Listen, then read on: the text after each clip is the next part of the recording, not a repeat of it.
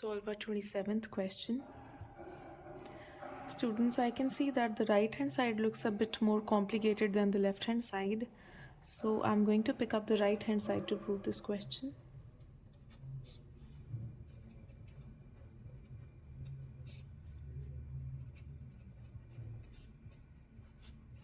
In trigonometry, I suggest that we should pick up the complicated side to make our question easier. Let's see if we are able to solve this question by breaking this in terms of sine and cos or not. Tan square A is going to be sine square A over cos square A. And this becomes 1 over cos A minus 1 over 1 is the square, which is equals to sine square A over cos square A. Now the LCM of this is going to be cos A, and the numerator is going to look like 1 minus cos A's whole square, which is equals to sine square A over cos square A over 1 minus cos A's whole square over cos square A. I just did the squaring of the denominator and kept everything as such. Why did I do that? Because in the numerator I had a cos square A, so I knew that they are going to get cut if we do the squaring of the denominator. Now kids, what we can do is sine square A can be written as 1 minus cos square A, and the denominator I'm keeping as such. Now can we write 1 as 1 square to make it the formula of a square minus b square, which is a minus b times a plus b over 1 minus cos A's whole square. Now this entire thing gets cut with this thing to leave us with our right hand side.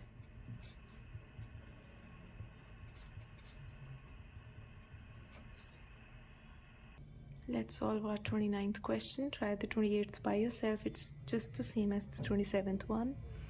Now in the 29th one, kids, I can see that the left hand side is a bit complicated, so I'm going to pick the left hand side.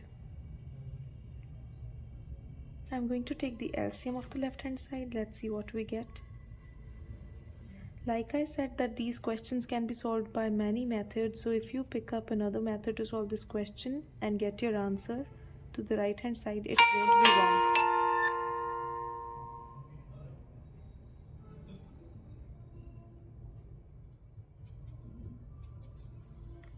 So 1 plus sine A's whole square is 1 plus sine square A plus 2 sine A plus cos square A upon cos A times 1 plus sine A.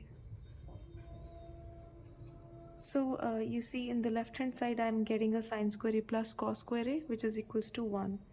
That gets you 1 plus 1 plus 2 sine A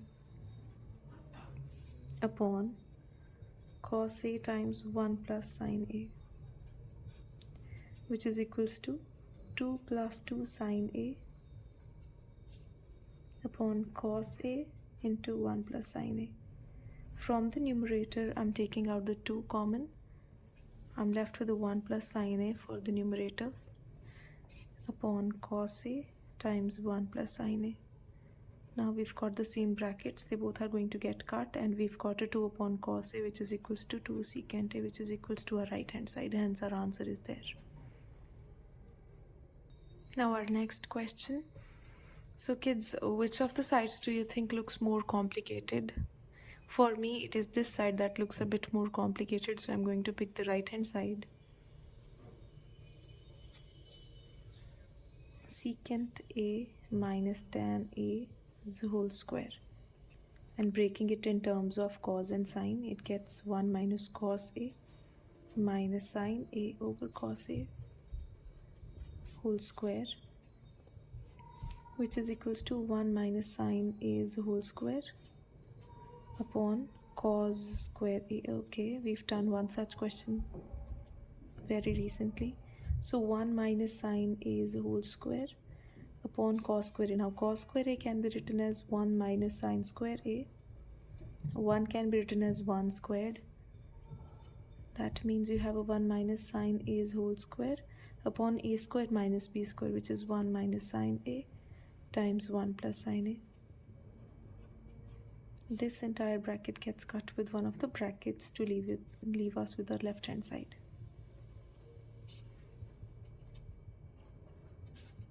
Hence proved. So this is our 32nd question.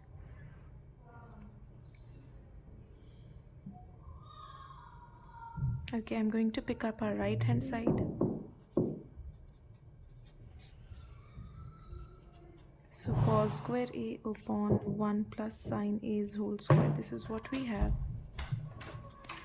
Cos square a can be written as 1 minus sine square a upon 1 plus sine a's whole square. This is now the formula of a square minus b square, which is a minus 1 minus sine a times 1 plus sine a upon 1 plus sine a's whole square. This entire bracket is getting cut with this to leave us with 1 minus sine a upon 1 plus sine a. Now see, in this question you could take out the sine a common from the numerator as well as the denominator and you'd get the left hand side. But if you want to solve the left hand side, you can change the cosecant in terms of sine and get your answer. 1 upon sine minus 1 and 1 upon sine a plus 1. This is equals to 1 minus sine a upon sine a. I took the LCM. Then 1 plus sine a upon sine a. Now sine a and sine a are getting cut and you're getting the left hand side and the right hand side both equal to each other. Therefore left hand side is equals to our right hand side. See, this is what we have from the left and this is what we have from the right hand side.